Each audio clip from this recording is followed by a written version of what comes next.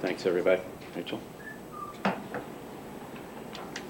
And thank you, and welcome, and good evening. And I appreciate everybody being in attendance for this evening's board meeting for March 26, 2015. The first item on the agenda, I'd like to move to adopt the consent calendar as written, including the following items. 1, the adoption of the regular meeting agenda. 2, the approval of regular board meeting minutes for February 26, 2015. 3, the March 2015 Legal Committee report. 4, committee appointments. And lastly, number 5, the transfer of $160,000 from capital to operating funds. Do I? So moved. Sir? President, I move to remove item 5. We haven't had a chance to really have any kind of discussion on that yet, and I think it'd be appropriate if we move it to a separate action item later in the evening. All right. Does anybody? That's a suggestion. I know you need a second first, yes, right? Yes. Do I hear a second? I don't think you need a second. I think it's without it because we have one, right? It comes off no matter what. Yep. Okay. I recommend that we move this to the May Board of Directors meeting agenda. I'll agree to If it's that. going to be moved, I think it's Fair enough. better. All right, then. I will amend the motion to move to adopt the consent calendar as I read, striking item 5 and moving item 5, the transfer of $160,000 to the May Reston Association board meeting. Just a clarification, is there any time sensitivity regarding that motion? We could probably continue with our planning into May, and we can make it work through May. Let's put it that way. Having read the materials, it seemed to me that it would be an item that we needed to act on relatively quickly. I think a discussion may be in order, but I'm sure May is okay, is essentially what I'm asking. If not May, if the new board wouldn't mind taking it up on the April 15th meeting, I can move it up a couple of weeks and we can add it as a discussion item there. It's entirely up to this group. That would at least get me a little closer to what we want to do. I'd like to move it to April. All right, I'm good with that. Is there an April board planning committee meeting? There is not. And isn't this on the agenda for the next roadmap proposal to come back to the BPC? Part of it is, yes, it was the intent of bringing the phase. And how can the board possibly review it until such time as it follows the procedures? Director Chu, I suggest we defer this until the May timeframe. We've got a full agenda tonight. It's been fully vetted and discussed. This has been in the process for 2 years. So let's discuss this at an appropriate time in the April timeframe. And if we need to, for BPC planning purposes, we'll move it to the May. My suggestion is, because of the concerns here, we'll move it to the May board meeting. We've got a full agenda tonight, and I'd rather not circumvent an important item here, amongst others. So I move that we, as I said, I move to adopt the consent calendar, striking item 5, moving item 5 to the May board meeting. Do I hear a second? Oh, I second that. All those in favor of the motion, please signify by stating aye. Aye. Aye. Anybody opposed? Anybody abstaining? Thank you. We need to take a vote on the consent calendar. Right. Yes. Back to the consent calendar. All those in favor of the board motion, please signify by stating aye. Aye. Aye. Anybody opposed? Anybody abstaining? Thank you. All right. Let's move on to item C. As per section 5.3 of the Reston Association's bylaws and is further delineated in the Board and Association Operations Resolution 1, the Board of Directors may convene an executive session to consider personnel matters, consult with legal counsel, discuss and consider contracts, potential, probable, or pending litigation, and matters involving violations of the Reston documents or rules and regulations adopted by the Board of Directors, or discuss and consider the personal liability of members. This evening, the board will be going into executive session twice.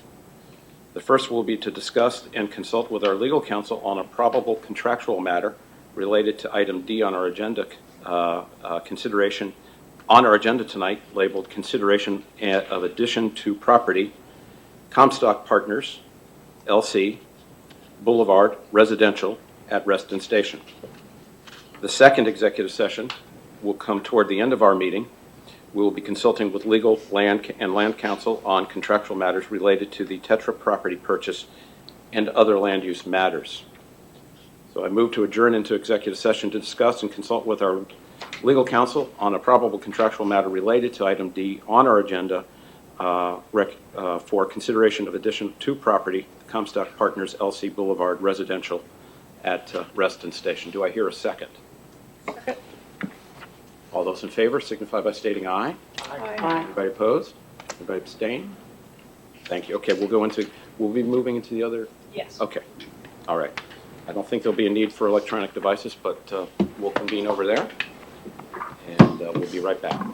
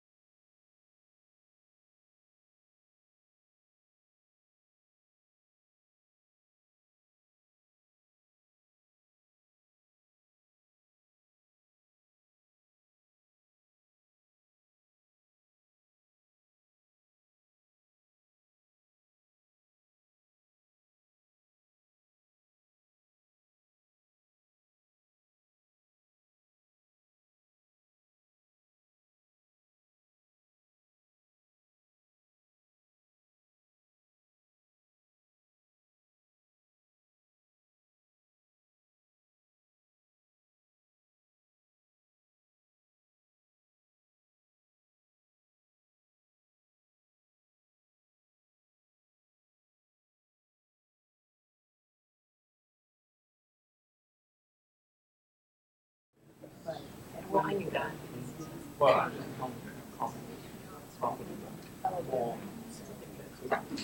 All right. If everybody can turn their microphones back on, we'll come back into session now. Sorry about that.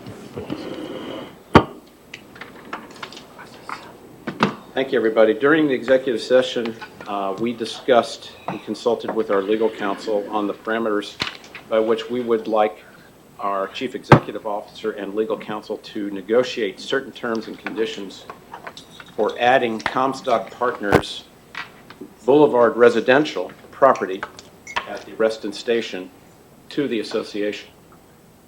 While the process for adding this property requires a 2/3 vote of the board, will also be open for public hearings. Kate, I'd like you to just give an overview of where we are with this and the next steps, if you would.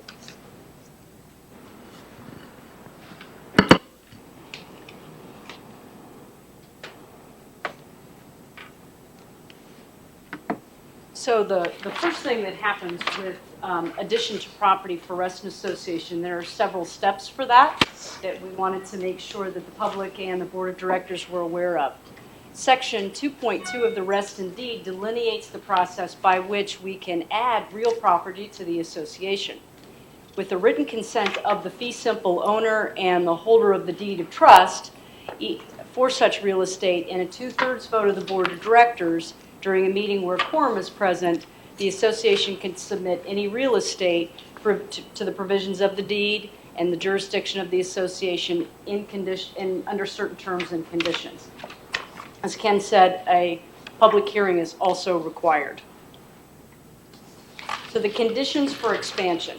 I'm going to go through these. Again, forgive me for reading. I typically don't like to read during presentations, but I do think it's important that everybody know what our process is that's delineated in the Reston Deed.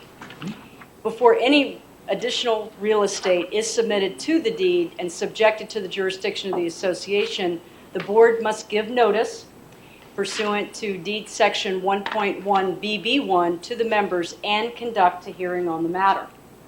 2, the board of directors may propose a different assessment for lots on the real estate being added based on the level of services and benefits available to or anticipated to be utilized by the members on such lots. And 3, the board may provide for the application of different design guidelines and use maintenance standards for the property being added. Next, procedure for expansion. The association may record one or more supplementary declarations. Each supplementary declaration adding real estate shall include 1, a legally sufficient description of the real estate added. 2, designate such real estate with a unique identifier so as to differentiate that property, each portion of the property. 3, describe any real estate being conveyed to the association as common area and describe any new lots. And 4, comply with the requirements of Fairfax County zoning ordinance by filing of record 1 or more deeds with respect to the additional real property which incorporates this deed by reference, meaning the Reston Deed by reference. So, process. Any supplementary declaration may contain such additional covenants and restrictions as may be necessary to reflect the different characteristics of the lots and land uses, if consistent with the overall scheme of this deed, meaning the Reston Deed. The association may not subject a lot to a supplementary declaration after conveyance of such lot to an owner without the prior written consent of such owner of such lot. Upon recording a supplementary declaration submitting real estate to the deed, the provisions of the deed shall apply to the real estate thereby added as if such real estate were originally a part of the property, part of Reston. Next, any owner submitting real estate to the deed shall be deemed to have granted all these easements and rights granted and reserved herein to the association and members. Very small print, and I do apologize for this. We will make sure we get this information out to everyone. Board of Directors, this is in your Dropbox, so Sabrina was able to add it, so you should be able to see a little bit of a better version. It's a separate document. It's not woven in with the rest of your board packet. So, proposal for considering adding the Comstock property to Reston Association. This evening, March 26th, during executive session, we informed the Board of Directors of the Comstock property with legal counsel and discussed some of the parameters with which the board would like us to enter into negotiations. We also are now in open session, want to inform the membership as well as the board as to the direction that we're going, that the Comstock property is on the docket for consideration. We'd like the board to vote to set hearing dates on the matter of adding the property. On April 15th, during an executive session, the new full board would be briefed on the proposal to add the Comstock property to the association and any contractual obligations made by or identified by legal counsel. More than likely, there will also be a public session as well on this, but I anticipate in the next couple of weeks more information will be made available, be ready for the public at the time.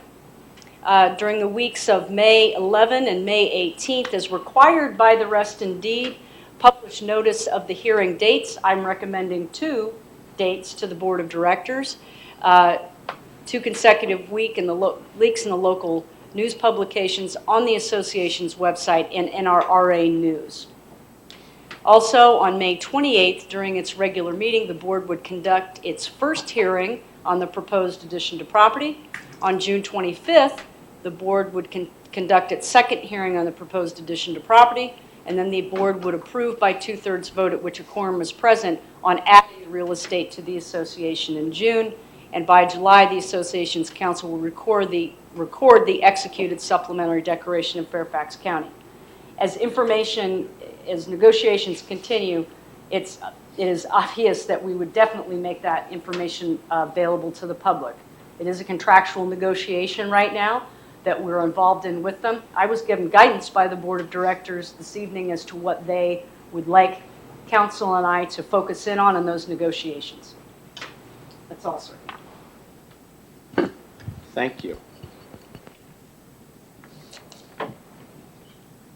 So I move with the following board motion. At the request and with the consent of the owner of the real property known as Comstock Partners LC, Boulevard Residential at Reston Station, located at map 17-401-17A and 17-4-24-3, property, move to 1, adopt the proposed schedule for the Reston Association Board of Directors to consider adding to the Reston Association the aforementioned property, including public hearing dates, and 2, authorize the CEO in coordination with legal counsel to further negotiate terms and conditions for such addition to the property to the existing properties. Do I hear a second? A second. Questions? Rachel? Couple of comments. One is it does make reference to public hearing dates. As with all public hearing dates, I believe that we have to be certain that we include liberal opportunities for members to make comments. Public hearing is not members of the board or members of the staff speaking to the community. It's an exchange. And I trust that that will happen, but I just want to make that clear to the community that that's our expectation, that there be an active dialogue with the community on these issues, and that we're all in agreement in that regard. Let's see, what's their second comment? No, we also, that schedule, the other character of that schedule is that there are opportunities that the CEO and the staff and legal counsel will consult with the board per the schedule that we see up before us up there. So, and I'm happy about that. Okay. Thank you. Thanks, Rachel. Danielle, anything? Along Rachel's point, I'm wondering if during the May, regarding public hearings, 3 minutes seems like a short amount of time if we're going to have them here. Either I would suggest perhaps we have a separate meeting where people are allowed, more time, or we extend the comment period from 3 minutes to 6 or 10. Give people a chance to elaborate, not just sound bites. Thank you. Okay. Anything? Jeff, anything? No, just I think the idea of having additional time for for public comment is a good one. This is a kind of a different thing for Reston Association, and we're entering into kind of a new phase, and we want to be very thoughtful and get community input as we take on these new endeavors. Okay. Lucinda? Yeah, I agree with the other directors. It would be nice to have more public comment and public involvement and maybe more time, maybe a separate meeting so the board meeting doesn't go till midnight.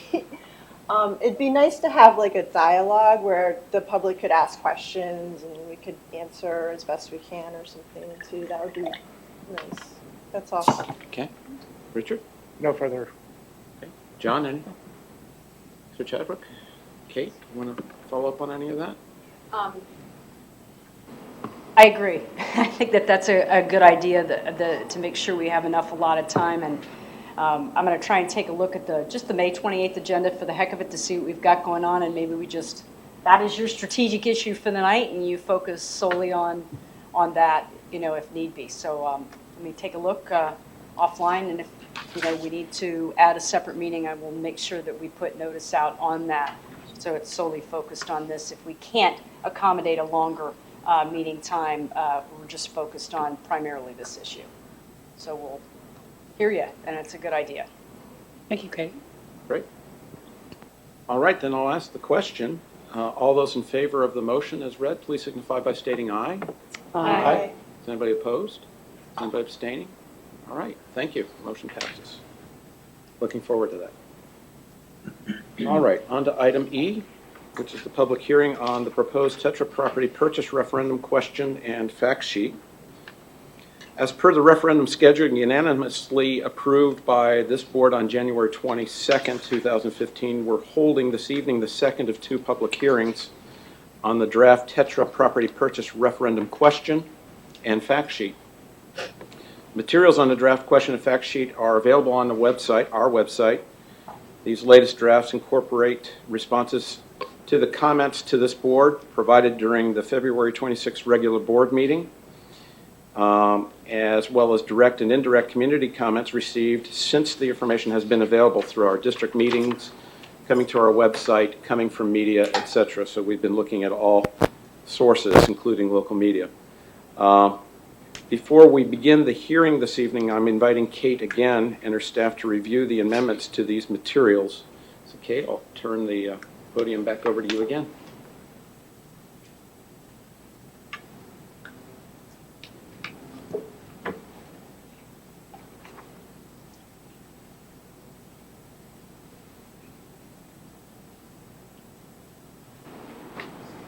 So, what a difference a month makes when we get the opportunity to continue to refine the draft question and the information in the fact sheet. What I am not going to do tonight is read through every word like I did last month. I am only going to do a high-level review of the items that have changed, the significant items that have changed. I think that Sabrina put out for everyone to pick up as a copy of the revised document. It is available on our website. What I want to do is go over the change to the way the question is formatted. It was suggested to us by some members that we make sure that we note that this Tetra property is the former Reston Visitor Center. So that's why that language has been added up in the top there, because more people might be able to remember and identify with that as the former Reston Visitor Center. Second, it was suggested that we move point number 3, what used to be point number 3, about renovating and repurposing the existing building and land for community and recreation programming up. So instead of being the third question or the third point in the question, it'd be the second. And that was all that really changed in the question there. So I just wanted to go over that so you know what we did with the question since we were last here on the 26th of February. Next, we heard significant comments from a wide variety of different ways about why purchase the property, and people were like, do you really have the authority to do this purchase? So one of the new set of text that you'll see on the next page in after the question, I believe it's on page 2, is a whole new section that talks about the authority. So under Reston Deed Section 3.2b, a purpose of the Reston Association for the benefit of the members is to acquire, own, sell, mortgage, convey, encumber, and lease real personal property to improve, administer, and maintain such property in neat and good order. Underlined for emphasis to show that, yes, this is something we're allowed to do. It's not outside of our purview to purchase or acquire land. Provided, however, and there's a provision there, that the recreation facilities of the association and other common areas shall be intended for the use and benefit primarily of the members. Provided further, however, that the board and the association may allow the use of recreational facilities by non-members. Just wanted to make sure that we put that in there and address that question. Second, as enumerated in Article 2.1 of the association's bylaws, it is a policy of the association to foster the fullest use of the lands and facilities managed by it and serve the leisure time needs of the association residents by establishing and seeking actively to have established leisure time programs in the association facilities and land. So this kind of goes to that question of, yes, we can acquire, and yes, we are supposed to make sure we get the fullest use in there with recreational activities. So that's new text that was added to the fact sheet. Next, another highlight was under the section entitled Increased Community Recreation Use Opportunities. The following text was added to address member comments related to mitigating noise for evening and weekend events. We definitely heard the comments during the last meeting and from other owners that there's concern if that facility is used for weddings or other events, that the noise is going to carry through the neighborhood. And we understand that. So one of the things that we wanted to put in there was that for event rentals, the association would put an hourly use limitations in place so as to mitigate possible noise pollution to their surrounding neighborhoods during weekday and weekend evenings. We definitely want to address that and would work with, if we're able to acquire the property, we'll definitely work with the surrounding neighborhood to put some parameters in there that are equitable for them as well as advantageous for rentals, but very mindful of the fact that we're in close proximity. So we wanted to try and put some language in there to address that. Also, under the section entitled Acquisition Costs and Financials, Purchase Price, the following text was added to address member comments related to establishing the final cost of purchasing the property. This is in two parts in two different sections. The first, the maximum purchase price, I know, I got to talk fast. Comes back up. It does that so it doesn't leave an image on the screen, so, and print an image there. The maximum purchase price of $2.56 million is based on the building being in good or better condition with no significant deferred maintenance being evident. A building inspection will be performed by RA during the study period of the contract to determine the condition of the building. Very important. We've heard a lot of comments through the press coming through, as well as from you, is are you going to have a building inspection done? The answer is absolutely yes. We wanted to make sure we added something here, as well as in another part of the document, we've added a brand new section under Acquisition Costs and Financials Building Inspection on building inspection. There are several parts to that that should also be delineated in red for you. And I think you all have a clean copy and a red line copy so you can see the difference between the last time you've seen these documents to now. Here's what was added, building inspection. As with any improved real property purchase, the association hired criteria engineers. I think you all heard from them, whoever was here at our last meeting, they presented our reserve study. So we commissioned them to conduct a building inspection of both the interior and exterior of the building. The inspection notes the current condition of the exterior elements, including the roof, chimney, flashing, siding, structural timbers, decking, windows, foundation, and drainage. Interior inspection elements include plumbing, electrical fixtures and connections, HVAC systems, finishes, as well as existing and/or potential water damage that may compromise the structure. Going on further, The inspection report will identify those items that will likely need to be addressed in the first 5 to 10 years of ownership and associated repair and replacement costs. Based on the initial inspection and preliminary report, Criterion found the following. Major elements of the HVAC system are in need of replacement. The roof needs replacement. Exposed trusses and supports on the exterior need to be replaced. Some windows and siding need to be replaced. Some minor exterior drainage issues need to be addressed, and minor water damage in the interior needs to be repaired. So that inspection, so you know, was conducted this week. We were very fortunate to get a very quick turnaround time. We did go through a bidding process to get a building inspector to come out. Criterion was the best of the bidders so that we could get a full and accurate report. Next, the finding of the inspection will be used to determine whether the intended use can be accommodated. 2, what improvements the seller should perform. And 3, what adjustments to the purchase price, if any, should be made. Next, new calculations were added. Something that came out of the conversation with the board of directors in particular was the importance of making sure we had originally listed on the prior document that we zeroed out the costs of grounds maintenance and snow removal because RA staff would take care of it. Directors rightly said, no, you can't do that. It is a cost of doing business. You need to make sure you include that in the expenses. So on the next sheet in a minute, you'll see where we did add that in. As well, we wanted to make sure we added the reserve study impact. One of our directors mentioned the importance of that, and we did add a new line in there that talks about the building inspection and other examinations of the property during the study period. We are in we need to be in a study period before that property is purchased, and if acquired, we do plan to address any repairs within the first year of ownership, and will include projected maintenance and upkeep expenses in the association's multi-year repair and replacement reserve fund, which Criterion will be able to do for us, so we'll be able to add that in to that reserve document that they gave us. Very small print. You have a better copy of it in your hands. I can see several of you have copies of it.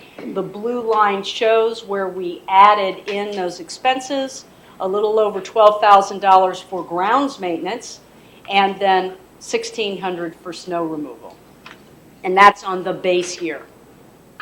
At the bottom, on the right corner there, bottom right corner, it adds that line I just read to you about reserve funding. The next page, there is an impact with adding the snow removal and grounds maintenance costs to this. We are now showing an impact on assessments starting in 2018 as opposed to 2019. I do want to make a clarifying point. The revenue outlined at the top is incredibly conservative. We've had several members comment and say, why don't you give what you really think is going to happen?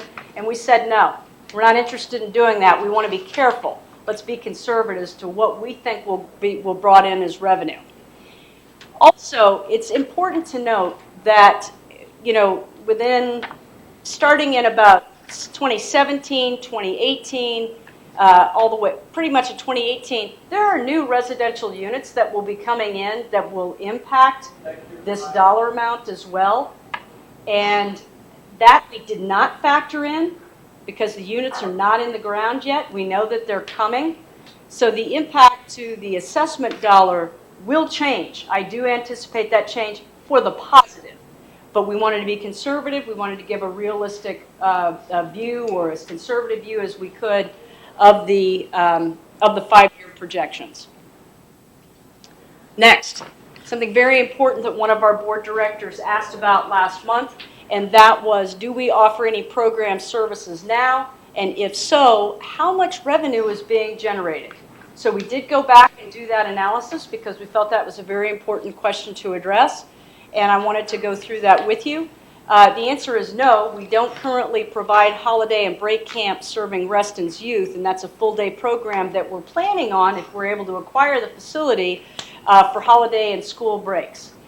So we can't put a dollar value to that. We did in the materials, so you could see how much we anticipated, but right now we don't bring in any dollars for that. The answer again is no to after-school programming. That's not something that we currently do, but that's for the full school year, excluding holidays and school breaks, because of course we're taking care of that up in the upper line item. So we're not doing that currently, but it is something that we'd like to do if we're able to acquire that facility. The answer is yes to extended childcare for summer camp. We do currently bring in about $9,000 for that now. But we want to do more with that programming if we're able to acquire the facility. The answer is yes to general programming for general children's senior programming. It doesn't include anything that we do with the Nature House. There are a few things that we do here. We chose to exclude the Nature House from that since that's it's more specialized, it's more environmentally focused. So we'll probably do different types of programming at this facility. Right now, outside of what we do in Nature House, about $2,400 is what we bring in. Yes to the instructional and education program, instructor-based program, primarily first aid, CPR, lifeguarding, camp certification is what we currently do. We do that in this building. But to answer the question that was asked, do we already do instructional programming? Yes. It gives you the dollar figures for those different programs that we currently offer. Last question, yes to corporate and community rentals with the business community. We do about 81,000, a little over 81,000, close to 82,000 on that. That did include 2 weddings and rental celebrations, and that is across the organization. Brown's Chapel Park is close by, so we have rentals there. Glade Room is included in that, and headquarters building is included in that figure.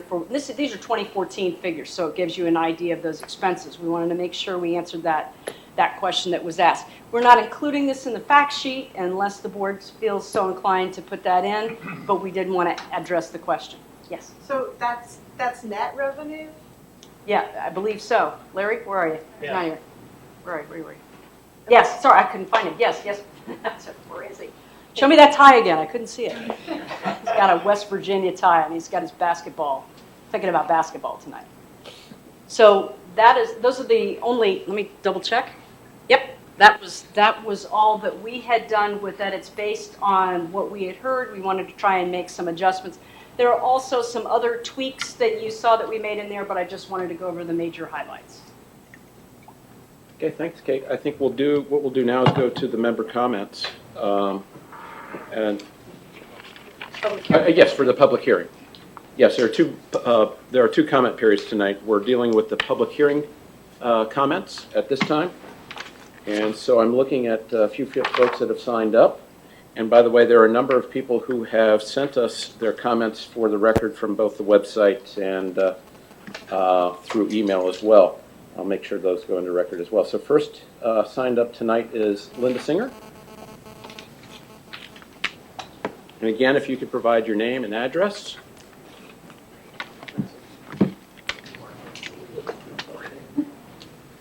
My name is Linda Singer. I live at 2072 Bingham Court in Reston. I've lived in Reston since 1975. RA's plan to buy the Tetra property is forward-looking. Reston's population will increase as high-rises and other new homes are built. RA will need extra land and the Tetra building to meet the needs of the growing population. The Tetra property will add important open space adjacent to RA property.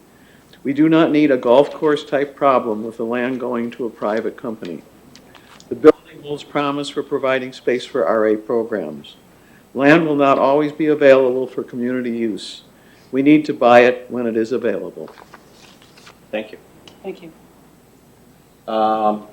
Let's see, next on the list is Rob Whitfield. Again, name and address, please. Yes, good evening. Rob Whitfield, 1538 Woodcrest.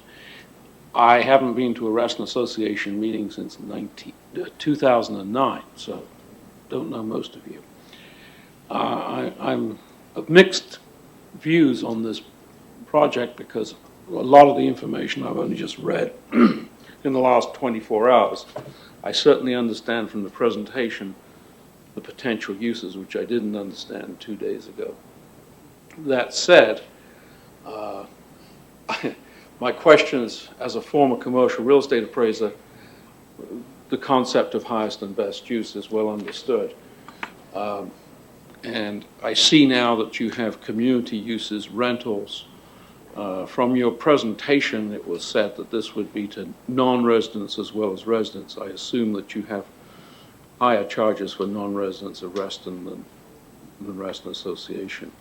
So, but some people have suggested that part of this property is within the spillway area, and I don't have enough factual information yet to say what is true and what is not true. Certainly, if it's within an area that cannot be redeveloped because of proximity to the lake and the berm, that needs to be clarified for the public.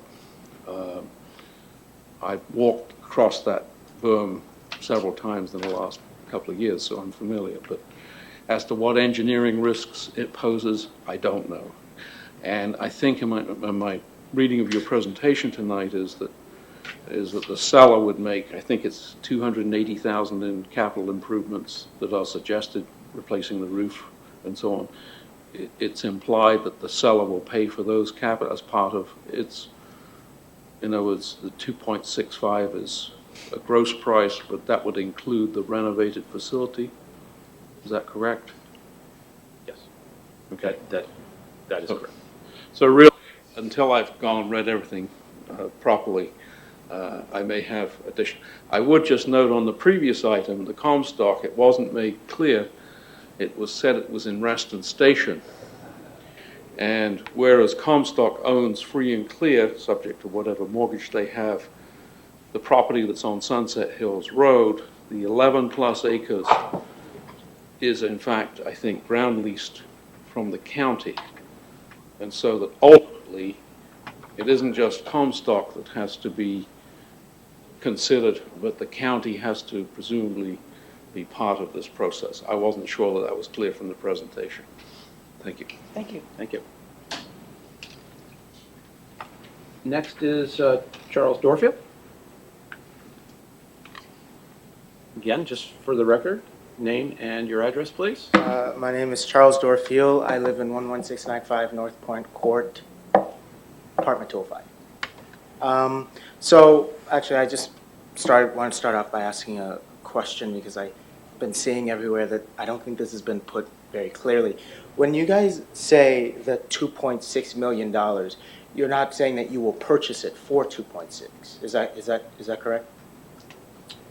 What we have said is we will seek financing for up to $2.65 million. So that's saying that you're not buying it for 2.6, but you are giving yourself a limit of 2.6. Limited, that's what we stated. So I just want to make that clear because people seem to be thinking that you're buying something for 2.6 million. But actually, about the presentation also, I do have a question. There was something that was up there for after-school programming for uses, and I'm happy to see that. But what age group are you looking at for after-school programs? Larry? Elementary. Elementary? Oh, okay. Well, it's because since there is already in-school programs, that should probably be something that would be looked into more. But in regards to Tetra, happy to see that this is being taken care of since I've been hearing that it's been an issue for residents for well over a decade. I don't think that many members have been getting the information as I really do think that they should be getting, because a whole bunch of misinformation on both sides on this in certain local media outlets, comment sections. So I think that should be something that should be worked on. Maybe not now, but in any future thing that resembles this. So I think that's all my comments. Thank you. Sir. Thank you. All right, that's all I have for sign-ups. Is there anybody here that is here to provide a comment for the public hearing? Yeah, I would like to. Okay, yes, sir. Again, My name is Tom Dengler. I'm a resident of Reston. I live on 11300 Getty's Court. I didn't realize you would have rather had people sign up first. I would like the board to consider not having the referendum at all. I think that's going to be an expense that that the members don't necessarily need to bear at this point in time. My understanding, it's going to cost about $30,000 to $60,000 just for the referendum process. I think it's premature. I don't think we have enough information for the residents to be able to make a decision in order to give the board effectively a blank check for $2.65 million to purchase this property. I don't think that there's enough information on how that building is going to be used by the residents, how much money it's going to cost to ongoing annual costs, and how much money it's going to cost to renovate that building. So those are the concerns that I have, and I don't really see that it's adding a lot of green space. It looks like to me that if the association is able to convert some of the blacktop to green space, it's going to add to that area maybe at most an acre or two to 96 acres. That's really not that much. And so that the concept of adding green space seems like a little bit of sugarcoating to the proposal to me. And the other thing from my perspective is I don't really see a problem with having private developers take care of that property. Maybe it's a libertarian in me that I would rather see the private industry take care of that property and make the best use of it. So that's the comments I wanted to put out. Thank you, sir. Okay. I saw another hand raised back there. Yes, sir. Could, again, for the record, your name and address, please. Good evening. My name is Erwin Flashman. I reside at 1327 Buttermilk Lane, Reston. I have three concerns with this proposal. One is the lack of openness and information. The second is the lack of justification for the speediness of the process. And the third is a lack of a strategic plan which places the proposed acquisition in a meaningful context, measuring it against other pressing needs. First, the lack of openness. On January 22nd, at the board meeting, the proposal was sprung upon the board and the members. I was told publicly that the appraisal would be made public when it became available. That has not happened, and no explanation was provided then, nor has any other clear explanation been provided to date. Concerns that the seller might learn something about the appraisal are misplaced. The seller, in all likelihood, has his own appraisal and will not learn much from ours. He cannot, at this late date, ask for more money, as this would delay everything if the board were to accept a higher price, as it would require another set of hearings and a new resolution and going back to the bank for a different loan. So I can see no reason for the delay in the provision of the appraisal to the members. The same applies to the proposed conditional purchase and sale contract. This lack of information central to the proposal means that there has been no opportunity to discuss these matters in public hearings, and thus the hearing process has been vitiated. Neither has there been a real opportunity for the public to discuss in a public forum, such as the district meetings, this important issue.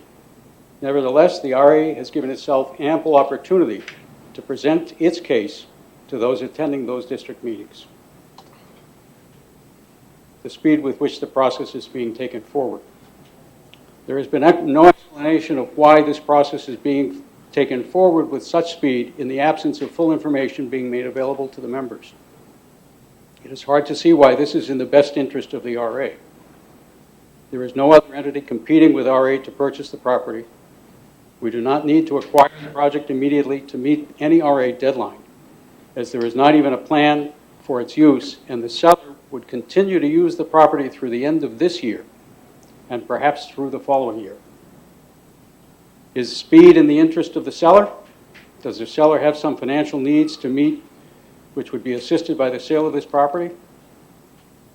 Why has the RA not considered and negotiated a right of first refusal if the prime interest is to protect the property from development by another party? The lack of a strategic land use plan. As far as I am aware, RA does not have a strategic land use and conservation plan. Neither does it know the condition of its open spaces. Consequently, it does not know what it may need to do in order to conserve and enhance the land it does have. Yet, even in the face of this lack of critical information, RA is willing to spend up to $2.65 million to acquire a property over which it already has a parking easement, whose building is in need of substantial repair and improvements to the tune, some have said, $600,000, and whose property use is limited by the lake spillway.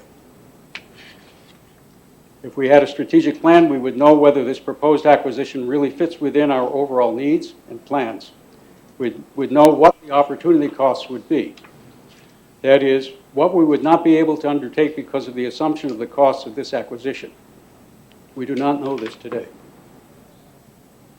I am not in a position to opine about the proposed cost until I have had a chance to see the appraisal and the conditional contract and discuss it with others. Nevertheless, this situation does not incline me to favor the proposed acquisition. Rather, it inclines me to strongly oppose it under the present circumstances. Thank you. Thank you. Is there anybody else? All right, as I said, there were a number of comments that came in through other sources, many from our district meetings, some through our website, as well as email. So I'll quickly read these into the record as they wanted, and we'll continue from there. First, let me begin. First item is, do not build on open space or in forested areas. Also, do not remove any low-income housing. Second one is, my friend and board candidate, Julie Bitzer, and I were talking about what sort of programs could be offered to appeal to the younger generation. She brought up STEM programs. I would like to add an A to that, science, technology, engineering, art, mathematics, and call it STEAM. Please add this to the list of ideas. My questions are simple. If members ask questions, when and how should we expect answers? How does the hearing work? Merely allowing members to ask questions has no constructive value to anyone. How do members get answers to the questions posed to the board? I suspect that providing 2 hearings is a legal requirement preceding a referendum. Is it satisfying the legal detail what RA is going to do, or is this actually an exchange of information between members and board staff who have more info and actually want the referendum to pass? I asked a series of questions at the first hearing, and I have heard exactly nothing from anyone at RA regarding my concerns. If RA purports to encourage member interest, concern, and involvement, the absence of answers or even basic conversation or information is chilling and in direct opposition to your stated motto. I'm a Reston resident and have paid my annual RA dues for over 40 years. I read about the proposed $2.65 million purchase of the Tetra property located adjacent to Lake Newport. I'm wondering how much of this is costing each property owner, RA dues paying residents in Reston. Can anyone provide an estimate of this number? Furthermore, why is it necessary for RA to purchase this property? Yes, I am 100% for purchasing the Tetra property. I'm also for borrowing whatever amounts needed to conclude the purchase. Property is valuable and in the long run always appreciates in price and value while money's purchasing power continues to depreciate.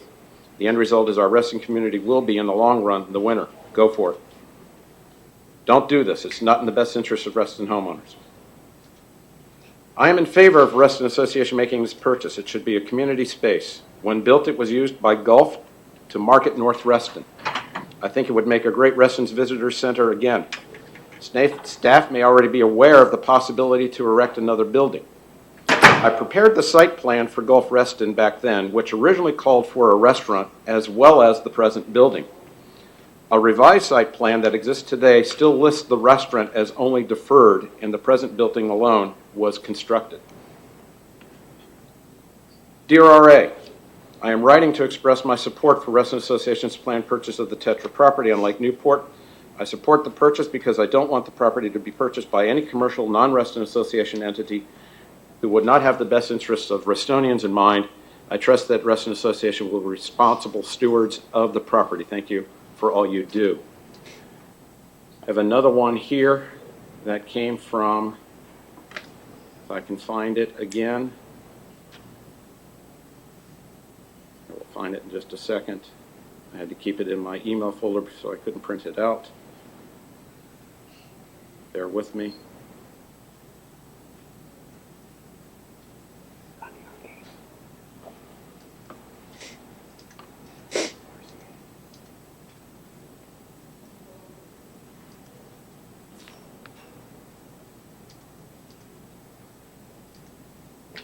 and it's coming up. This is from Connie Hartke,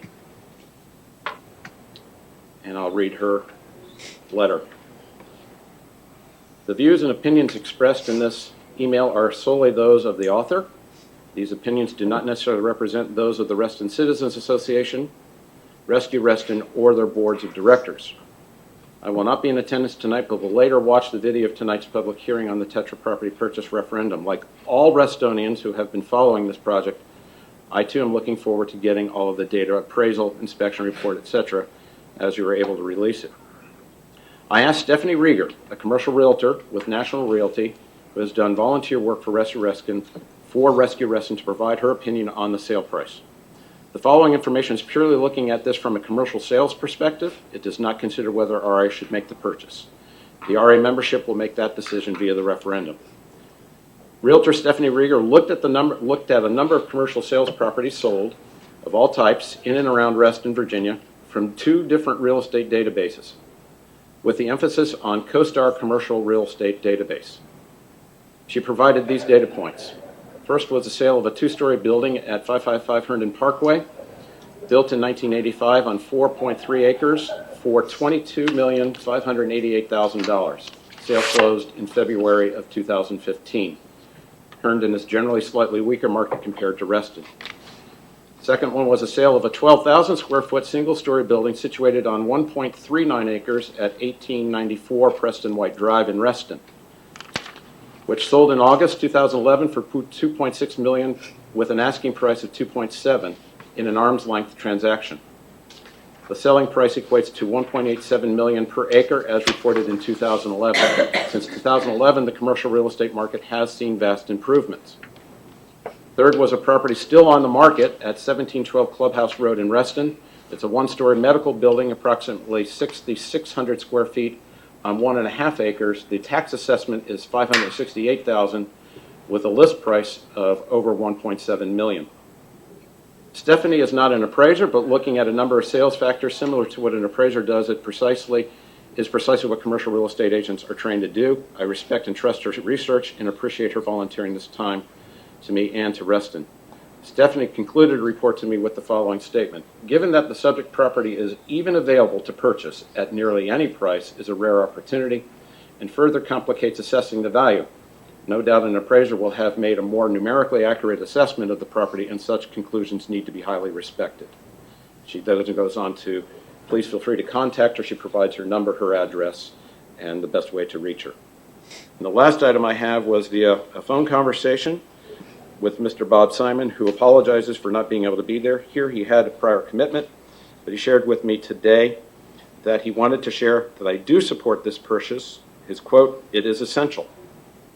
I do want to see additional details on the sales price as well as its usage, but at this point, go forward, drive it forward." So that's it with those people that wanted to have their comments on record. So at this time, what I would like to do is, let's see, where are we? And just something of note is what Ken read into the record will make sure that the members' names are attached to that when it goes to be a part of the meeting minutes. So we do apologize for not making that available, but we'll make sure that these meeting minutes will have their names associated with the comments. Thank you, Kate, for the clarification. All right, so I'm going to take this to the motion with regard to the fact sheet and the referendum question. I move to approve the proposed Tetra property purchase referendum question and fact sheet as amended. Do I hear a second? I'm sorry, could you repeat the? Move to approve the proposed Tetra purchase referendum question and fact sheet as amended. Thank you. Second. Eve seconds. Rachel, questions? Not at this time, thank you. Okay. Danielle? One question about the inspection. Will the buyer be paying for all of the things that were found in the, have you gotten that far in the? I'm going to refer to Land Use Council on that. I don't know, John, if you heard Danielle's question of whether or not I did not. the seller will be paying for things that are found with the property inspection. Let me answer it this way. There are two major items that they will be, and that's the roof, the structural trusses, and the HVAC. Those are the big ticket items. Those we knew about in advance and have negotiated that. Other items, that's what the study period is for in the contract. We have a tight but month-long study period for exactly that, to negotiate that out and see. So that is on the table for negotiating. Oh, absolutely. Yeah, that's a reason for a study period. This is the net. In Reston, if you have a home and you want to replace one window, you have to replace all the windows on the side of the home. Is that correct? No. Well, if you. Yes, please. The DRB, if you, when you, no, you don't, you're not required to replace all the windows on the front. It's, if you're doing a replacement that has any differences, then you are. If there's any. Our Director of Covenants Administration is here too. She chose to answer it to give an idea of what happens with window replacement. Do you feel like weighing in? Eve is correct. Eve is correct. Excellent. Ding, ding, ding, ding, ding. Because I want to make sure that if there is one or two items that perhaps need replacing, but if you were to take it to covenants and covenants would say, well, this entire side has to be redone, that is also included in the negotiations. It is covenanted property, so that's a good point, and I'm sure that would be addressed, yes. Thank you. Thank you. I have no questions, thank you. Jeff? No, good, thank you. Lucinda?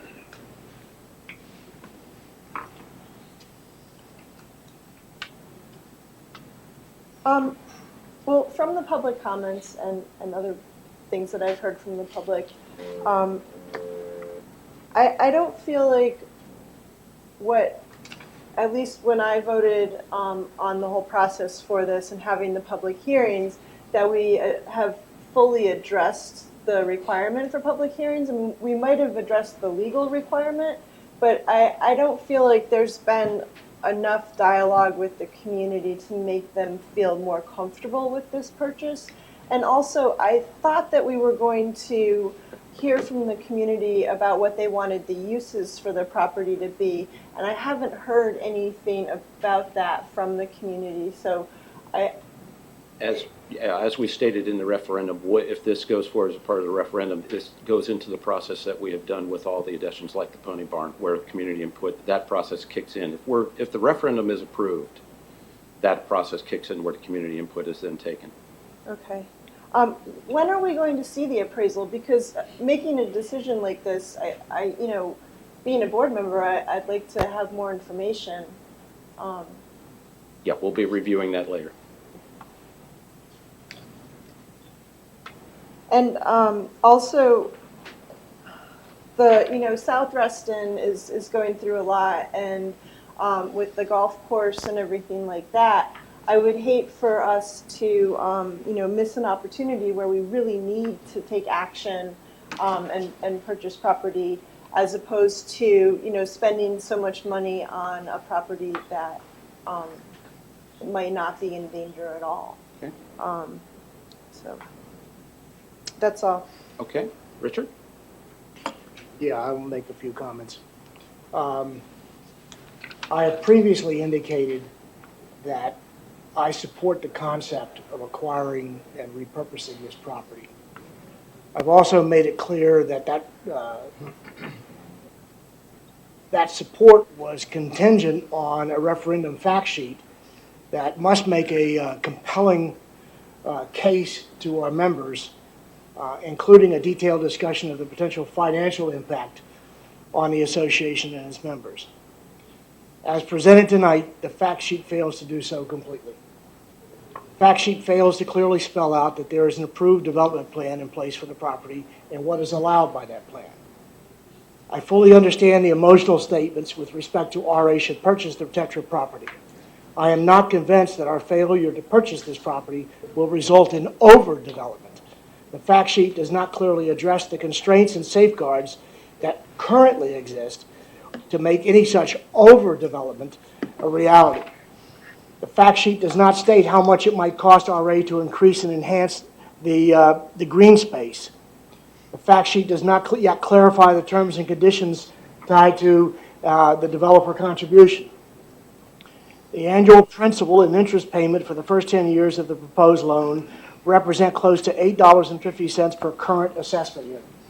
The fact sheet does not include a discussion of how this charge to the members might be mitigated. Therefore, I will not support the fact sheet as proposed tonight. Thank you, Director Chu. John? Wow. I would just add one comment. It's a minor, I believe it's a minor fix.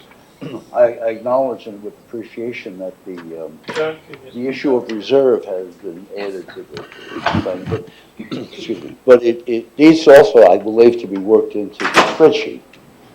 There's no dollar associated with that, and that affects the bottom line cash flow, because assessments that go into reserve are not available for operations. So, otherwise, I think, and I regret that our former CFO is not here to receive our appreciation for the work that he did in putting together on a relatively short timeline this excellent work.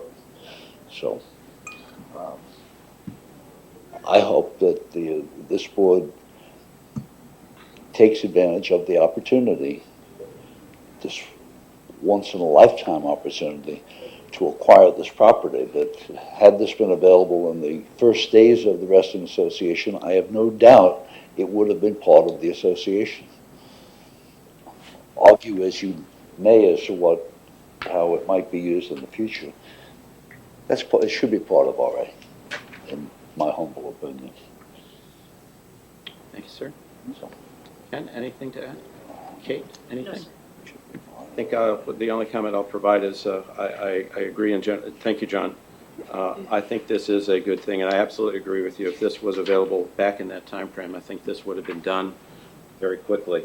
And again, I think it goes to our mission, and that is to enhance our programming and to protect and preserve the available common space.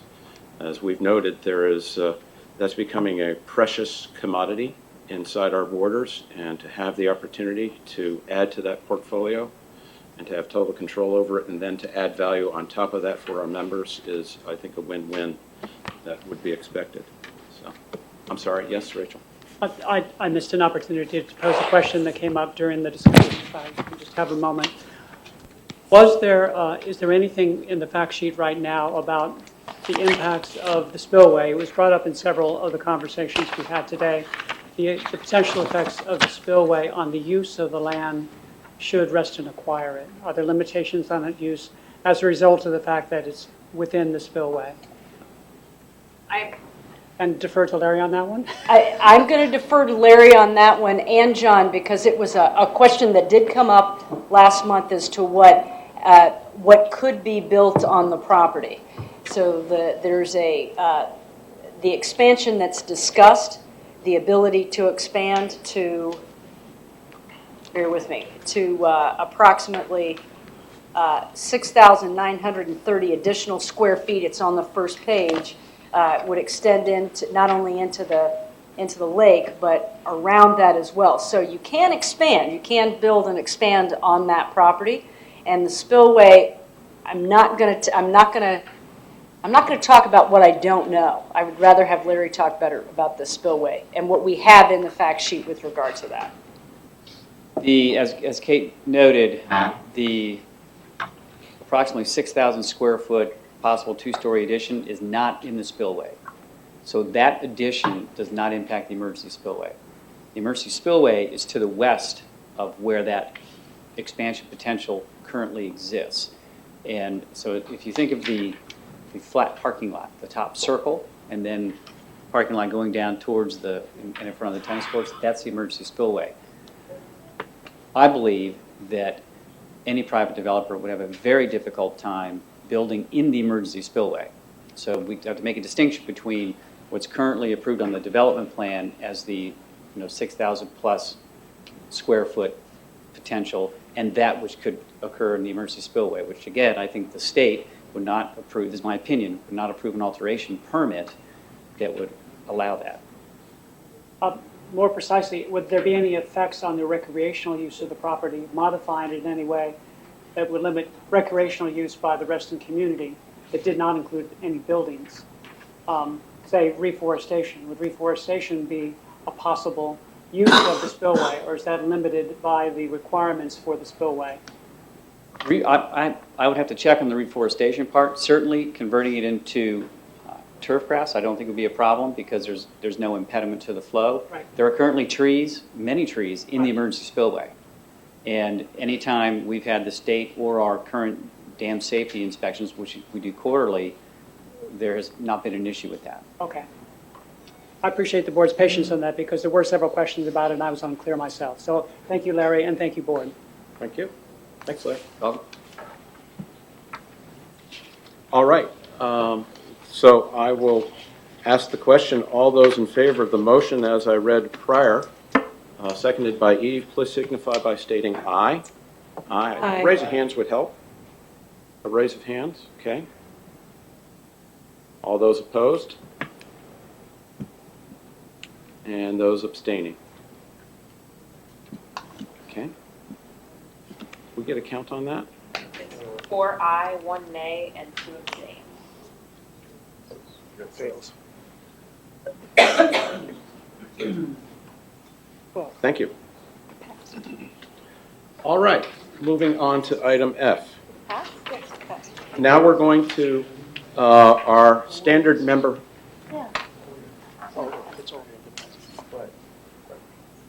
Now we're moving on to our standard member comment period. For those of you who are new to this process, member comments during the RA board meetings are reserved for Reston Association residential property owners and renters. When called upon, speakers are to state their full name and street address. Individual members representing their own interest or opinion are allotted about 3 minutes. Individuals speaking on behalf of a homeowners group, Reston Association committee, or Reston-based organization are allotted approximately 5 minutes.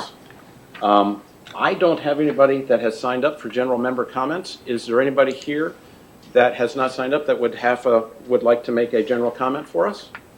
We'll go with, yes. I'm sorry, I can only saw the hand behind the podium. I'm blocked here. If you could state your name and address. I'm Melissa Helmick. I'm at 11611 Auburn Grove Court in Reston. We bought a house here about 1.5 years ago. And even just tonight listening, I think it's important enough to bring it before the board. There's a lack of communication from the RA to its members. I think more people would love to be a part of the decision-making or hearing things, but the first time I really started to hear about things that were happening in Reston regarding the golf course was through the garden club. So I really would encourage if you could look at that, because when we come in and we're buying a home, we're shelling over money mandatorily to be on the Reston Association. And we do get a packet, but I don't remember, or it's at a time when you're really not focused on, signing up to get information. But I don't think there's any way, a fact sheet that says, this is how you sign up for these 3 websites and you will have all the information that's happening in Reston. There's a limited place where you can get information unless you seek it out and you know how to look for it. Allow me to do this for you because there are a multitude of methods to do it. I think we just need to do a better job of letting you know, but just send me a message and I'll tell you there are a multitude of ways you can find out on a daily basis as to what's going on, so just give me a call. Right, and I've heard that and I think it's wonderful. I guess what I could just suggest is that when people send in their money after they purchase property, that you give them 3 weeks or so and then you send that out with just a sheet that says this is how you get information. I appreciate it, but I want it for everybody who comes to be a part of Reston. Totally understood. So, Give me a call. you. I'm happy to have a conversation with you. Thank you. Charles, I think I saw your hand raised.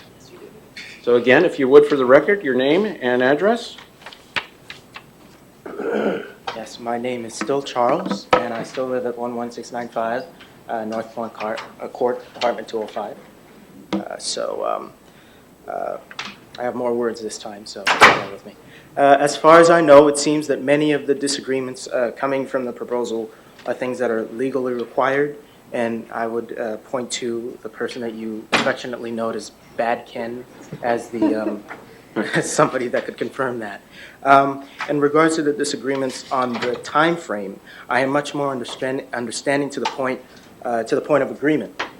But I do understand the reason for making this decision so quickly was because the board and staff had wanted to get it in this year's biennial budget discussions. If I'm not mistaken, please. If I'm mistaken, please correct. But I believe that was the reason why. Not sure what you're talking about. Okay, well, it was the reason why it was so hastily formulated was to have it be in this year's discussions for the biennial budget. Am I mistaken on that? The acquisition. The acquisition. Yeah, why it was so quickly, yeah, okay. So I also agree with those mentioning the lack of members and the lack of places that members may comment on this, but only being active in the association relatively recently compared to many others here, I note the inconvenient truth that only a handful of people ever do show up to events such as this. But I have not seen events scheduled on Saturdays and Sundays, so I think that may be skewed as well. Also, I see many opportunities the association can be a part of this if this referendum were to fail, from working with our county supervisor to supporting some sort of grassroots organization mirroring the Rescue Reston organization as well. Again, I want to stress that the risk of unwanted development in the old visitor center in the eye of local cluster residents. Some might, I add, have dedicated their own time and money in the past. Has been an issue in the area for over a decade. The association would still have the association would still have many options to act on. So again, I agree with some people here that we should not put all our hopes into this plan, or as is more commonly said, putting all our eggs in one basket. Thank you very much. Thank you, sir. All right. Is there anybody else? All right, I'm going to close out the member comments. Give everybody here on the board an opportunity for comments. Rachel, why don't we start with you tonight? I'm good for comments for the moment. Thank you, sir. All righty. I'm good. Daniel? Eve? I am too. You tuck it out? All right. Jeff? I have been thrilled by the seeing the progress up at Browns Chapel Park. Good point. Yeah. Really good investment by RA in helping to support our youth sports organizations. That's just outstanding. Kudos to Larry and his people for taking care of business on that. And baseball season's almost here. Great. Go Nats. Yes. Lucinda? I was really pleased to see the additions to the Tetris property fact sheet, especially the revenues and operating costs and all of that. I'm looking at this on the back of the strategic plan. It says the top one in blue, that's operating revenues, but it says Reston Association cost center. So this is money coming in. Correct. Okay. All right. Thanks. Yeah, that's all. No further comments. Thanks. Okay. Richard? Yeah, I was cold but pleased at the kids' trout fishing event this Saturday, and I thought it was very well attended. I think we're still setting a trend as being the biggest event in the Commonwealth, if I understand it, and so my hat's off to the staff and to WSSI for putting on, and the others for putting on a great event. I'd also be remiss if I didn't publicly thank the man sitting next to me for his contributions. That would be me. to the board over a long, long, long time. When I first considered running for the board, John was one of the first people that I reached out to for guidance, and he has been at the top of my list for guidance since then, whether I was on the board or not. So I will miss him. Thank you, sir.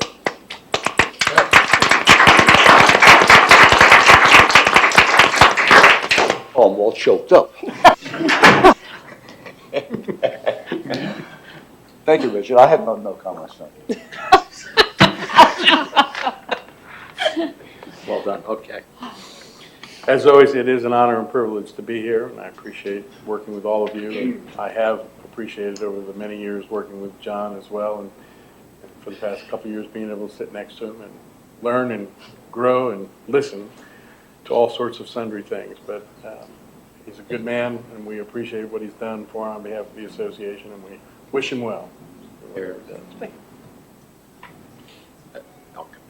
Kate?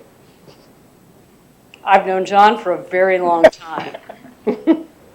I'm reading too long. No, never, never, never, never, never. John has been a very big part of the Fulkerson-Lucas family for a number of years. John has seen me get married. John hasn't seen me have a baby, but has helped me welcome my husband and I welcome in my daughter into the world. And I get the honor and privilege of ringing in the new year with him every year. So he's an important part of my life from a very different perspective. But I've also valued everything that you have brought to us. I also value everybody sitting at this table. This is an odd time of year. We do not know the election results yet. But what I like to do is to let the directors who've been serving, who are up for election here, know how much I appreciate them. So I have some gifts. The first one I have is to Director Chu. Now, usually I get baseball tickets for the guys, but I didn't do that this year. This year, I'm giving you a $100 certificate to Passion Fish to go out, enjoy, and take Miss Lovely Karen with you. Thank you very much for everything.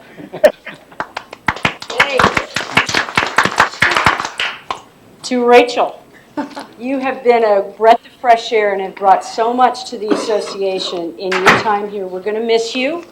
Don't forget where you left us. For you, a $100 gift certificate to REI. I think you'll know how to use it. Wow. Well done. Well, I start it from there.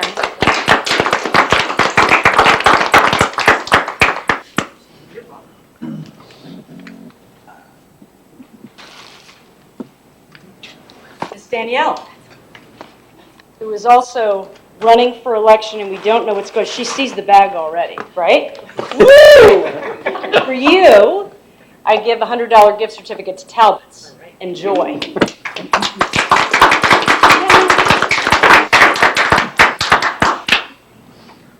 She has brought a lot in the very short time that she's been here, so we will see what brings next. Hopefully we'll get to see you in the financial realm no matter what happens.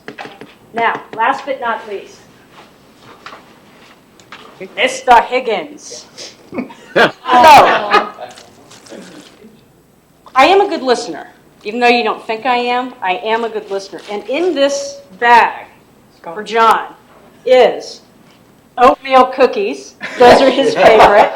Maybe he'll share, as well as a $50 gift certificate to Whole Foods so you can get more. I didn't make them, sorry.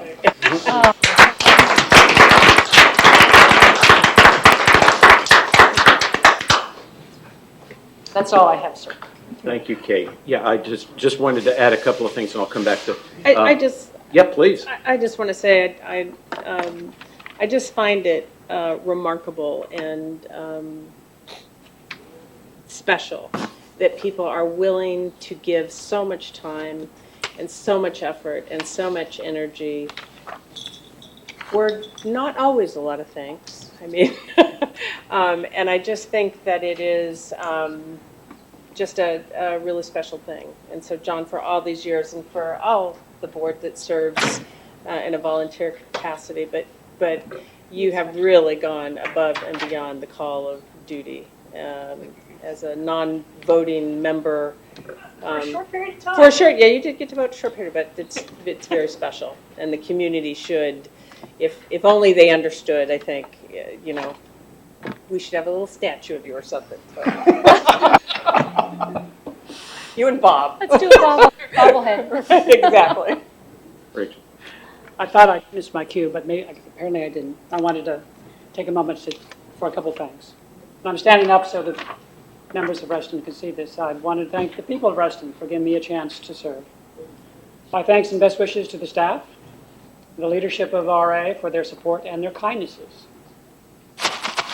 A deep appreciation of the volunteers, particularly the members of the committees to which I served as the board liaison, and for all the good work they do on behalf of Reston. I also want to thank my fellow board members who give of their time so generously and their talent to better our community. Live, work, and play well. Thank you. Thank you.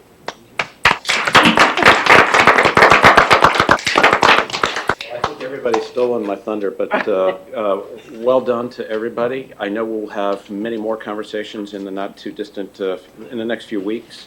And John, I hate to say it, take it the right way, but you are the poster child of providing above and beyond the call of duty commitment to a community. And I think we all say thank you very, very, very much. We'll miss that. I will miss your challenges, your humor. I don't know who I'm going to compare golf with, but hopefully we'll still be able to get the teeth ball up on occasion. So I look forward to that. So with that, thank you, everybody. It's a good happy notes here. And again, for those people with the elections are still on, and we look forward to seeing everybody at the upcoming annual meeting, and we'll go on from there. I'm going to move on in the agenda. We still have some things to cover, so I hate to be that kind of a person to have such a terrible segue. But I'm going to, and this is a good thing. Sorry, didn't mean to diminish you. Moving on to item G, which is the revised 2016-2020 strategic plan. Since early January 2015, Reston Association's Board of Directors, the senior leadership team, the Design Review Board, as well as committee chairs have been actively working together to update the association's strategic plan, charting the future course of the association for 2016 through the year 2020. With the assistance of the association's consultant for the project, Janelle Evans, founder of Strategic Interactions, the attached draft strategic areas of focus and related goals and objectives were drafted by the group. The strategic areas of focus include optimizing member experiences, leading sustainable change, fostering community engagement, leveraging technology, and lastly, managing competing resources. On February 24th, 2015, each of the facilitators of the strategic plan focus groups were presented with draft number 2 of the strategic plan, and their feedback was requested. At its meeting on March 9th, 2015, the Board Planning Committee, along with the strategic plan focus group leaders, spent significant time making final edits to the document, specifically in the area of leading sustainable change, resulting in the draft number 3, 2016-2020 strategic plan. If I may, I move to approve the draft number 3, 2016-2020 strategic plan for the Reston Association. Do I hear a second? I second. Thank you. Comments? We'll start. Rachel? There was some conversation from some of the members on the use of the word conserve in the materials provided and in the strategic plan.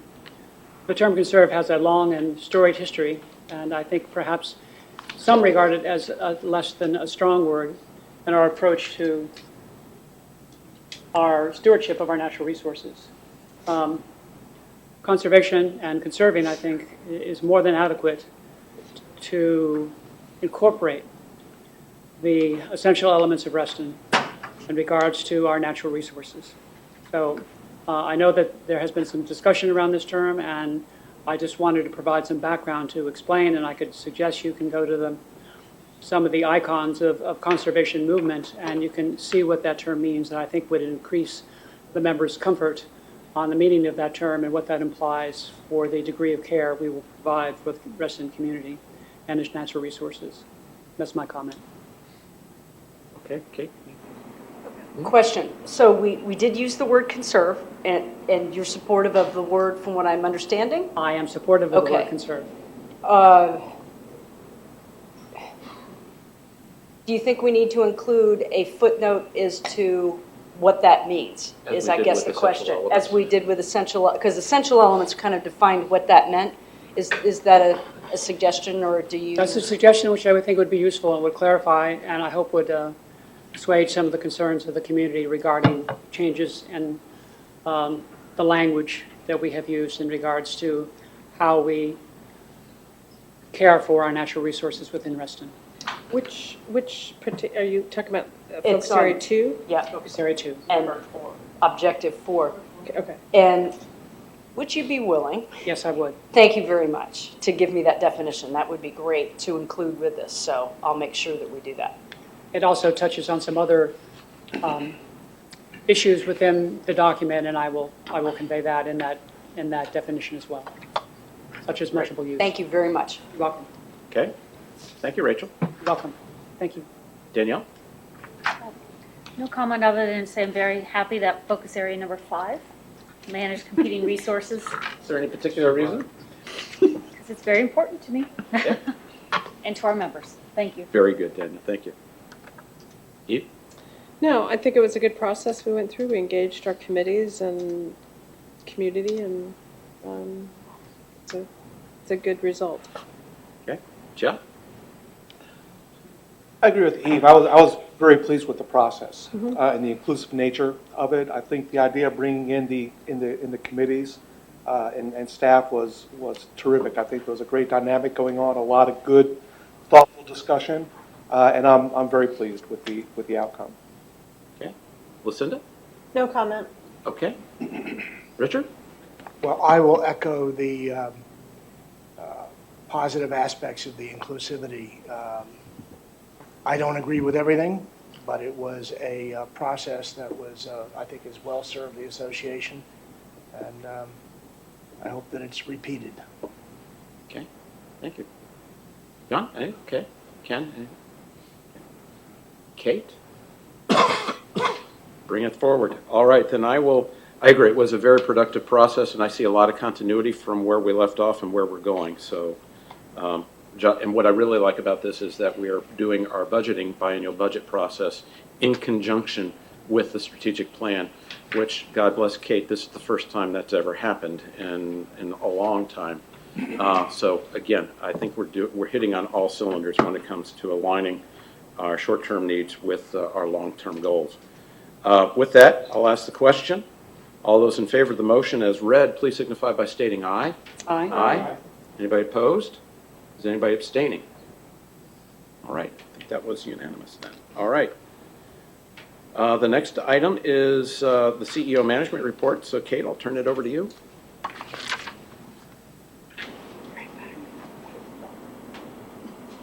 One of the, I'm going to follow on to the strategic plan. The CEO management report has been woven into the Board of Directors meeting packet. I was not able to finish that until this morning. I was working on some other items.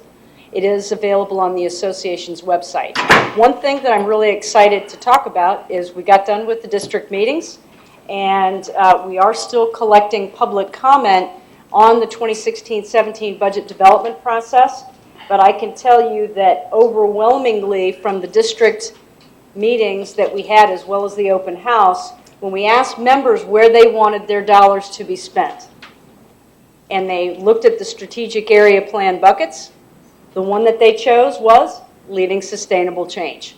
So you'll see that listed there. We hope to collect more comments on that all the way up to April 14th, which is when we are holding our annual members meeting at 7 p.m. So that'll be about the cutoff time that we're collecting comments for the 2016-17 budget development process. We do want to have a theme. I think we're seeing a theme emerge for the 2016-17 budget, and it looks like the focus may be on leading sustainable change. The next that was coming really close to that where members wanting to see where their dollars went was in optimizing member experiences, and then next, fostering community engagement. After that, managing community resources, then leveraging technology. I can tell you that we are asking Reston Association staff, I am, to weigh in as well, although it's not reflected here. One of the key things, of course, that staff is most interested in is leveraging technology. But we will be bringing all of this back to the Board of Directors in May after we are able to compile all the comments. Something interesting that's been happening as we've asked members to weigh in is either they have filled out the dollars that we gave them to use and put them in the respective strategic area focus bucket, or they were just putting the dollars in with no comments, just reflecting where they would like their dollars to go. So we're very appreciative of that. We have several items that are coming up for events. Bike to Work Day is coming up on Friday, May the 15th, and that is in partnership with Comstock Partners over at Reston Wheelie Station. Also of note, we have a new website. You probably have seen that over the past couple of weeks. We're very proud of that. It's an effort that has taken, it's been a year-long process.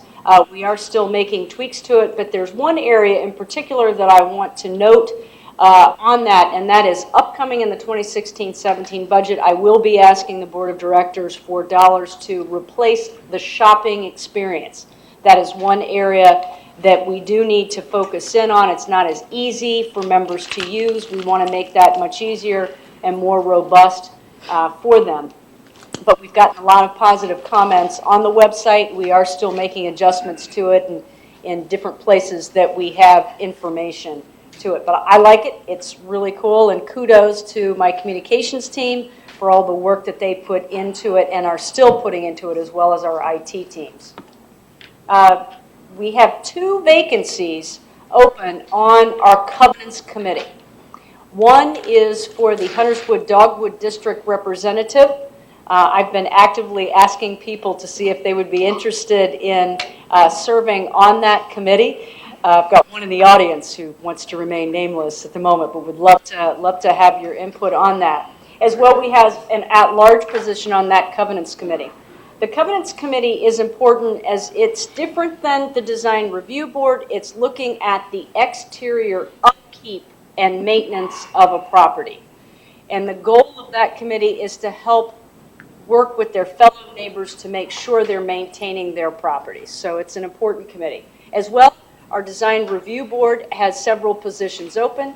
We have 2 architect positions open, as well as a lay member. We are accepting applications for both of these committees up until May the 8th, so there is still time to apply. Last thing, 2 things I'm going to mention. One is, in the next couple of months, Reston Association is going to have the honor to host a couple of community meetings on behalf of the new owner of the Tall Oaks Village Center property. The Jefferson Group has asked if we would be so kind as to provide them a venue to have a community conversation about their concept plans for that development. So stay tuned. As soon as we have the date set for those meetings, we'll be putting information out. I think it is important for the community to participate in that if you can. Reston National Golf Course, the Board of Zoning Appeals will be making its decision on April 15th as to whether or not it's going to uphold the county staff position on that property. You will be hearing more from Reston Association on that later that day on April 15th from the Board of Directors. Last but not least, I want to hit a couple of important staffing items. I'm pleased to announce that a CFO has been selected, and a gentleman's name is Robert Wood. He has some fantastic credentials, which you will be able to see on our website. We did a press release yesterday. He will be starting with us on April the 13th, so I imagine you'll get to meet him at our annual members meeting. So he is anxious to get started and very excited to be a part of the Reston Association. I am sad, however, to announce the departure of Kirsten Carr, our communications director and director of community engagement as well. She is going to be very much missed in this organization. She has brought quite a bit. And I don't like it that she has to leave me, and I don't think she likes it that she has to leave here either. But she will be helping us find her replacement.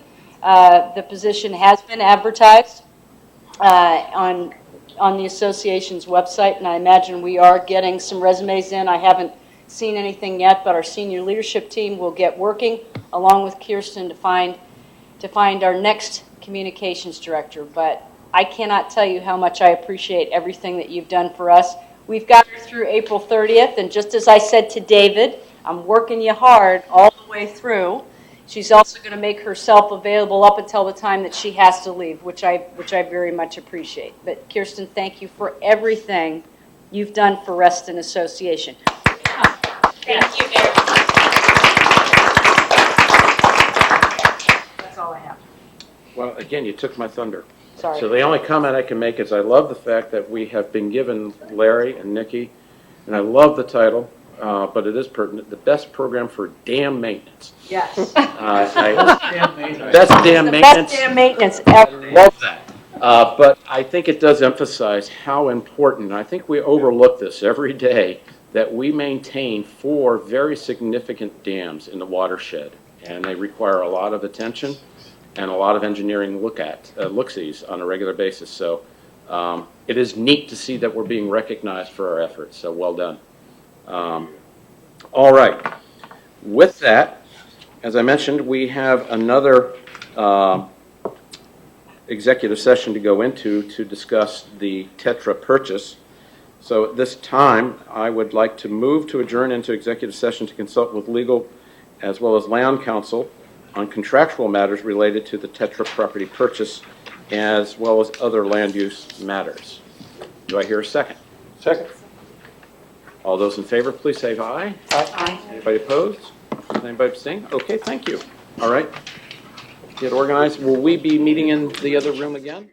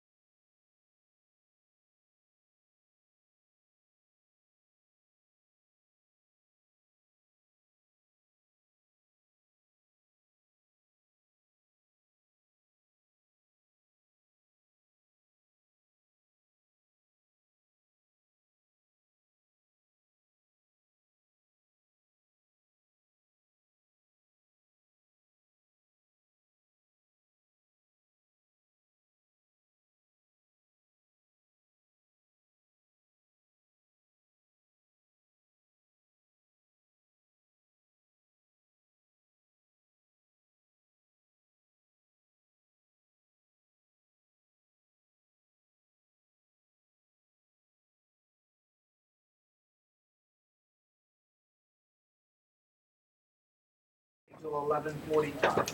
I'll second that. We better. Oh, I'm sorry, first, can we do that? Let's first turn our mics on. So, because we're back in session. All right. I move to extend the meeting till 11:45. I will second that motion. That's the question. All those in favor, please signify by stating aye. Aye. Is anybody opposed? Is anybody abstaining? Thank you. I need more information. All right. We covered a lot of things, but Mr. Flashman, I know you've been waiting patiently, so I would certainly welcome giving you the opportunity to present your comments regarding your request, if you would like. Okay. We'll be there. All right.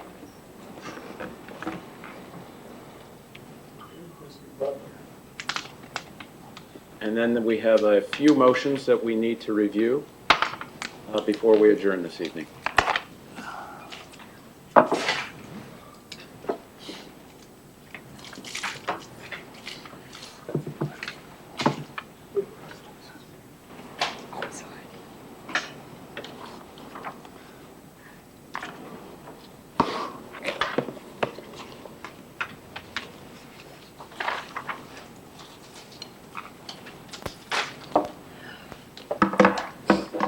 Welcome and thank you for staying through the evening with us. No recourse. This is cruel and usual punishment instead of cruel and unusual. Fair enough.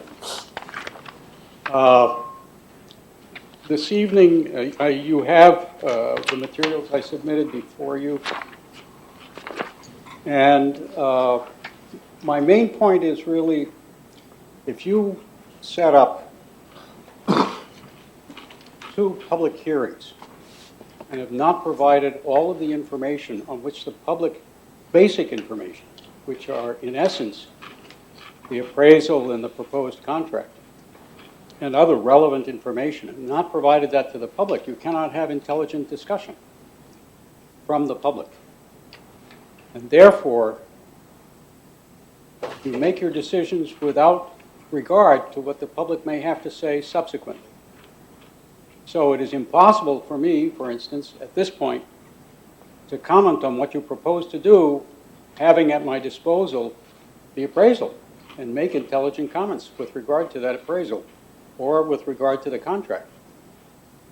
I did have that opportunity with regard to the contract for the Lake Ann swap. And I made comments.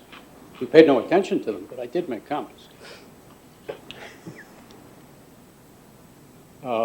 And I think it's unfortunate that you didn't, because the comments were directed to make the contract a better contract. There were no penalties in the contract for the failure to have the trees survive. And now you're stuck with that, because there's no consequence if they fail.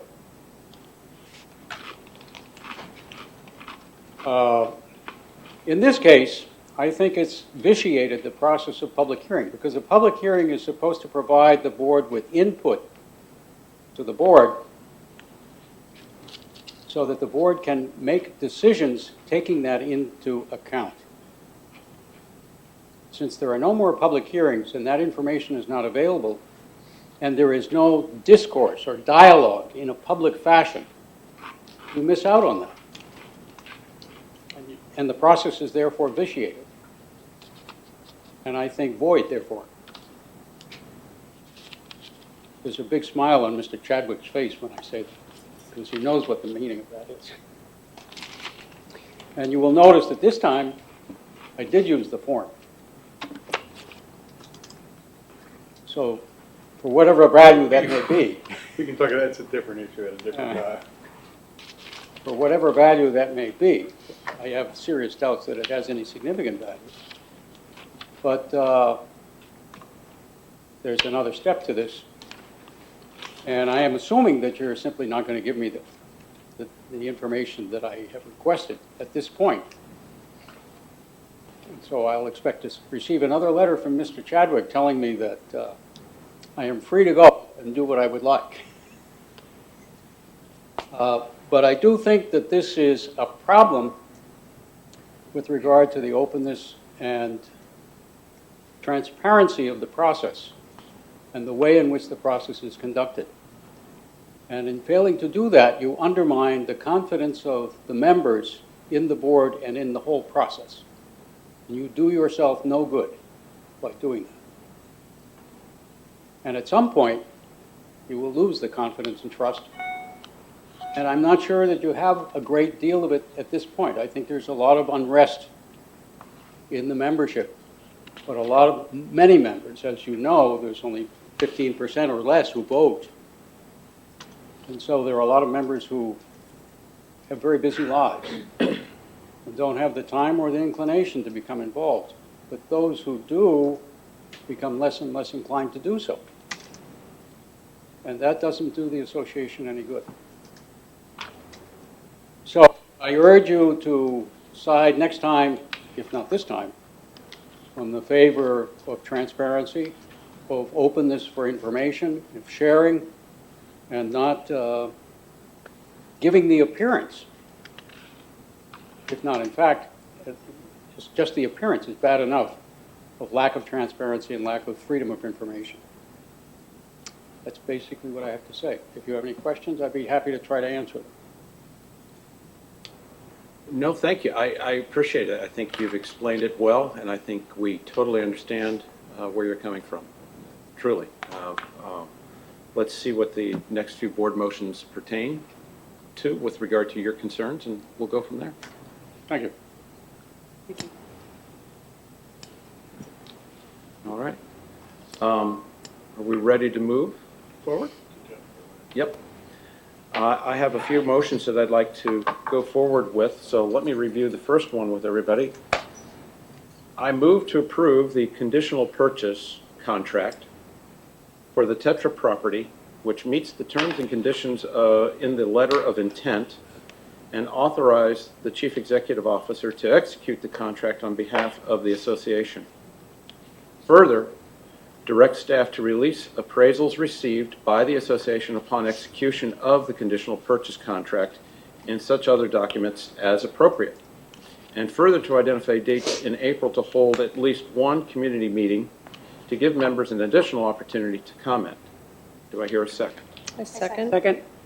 Get a jump. I second. It doesn't matter, whoever. We'll give it to Eve. All right?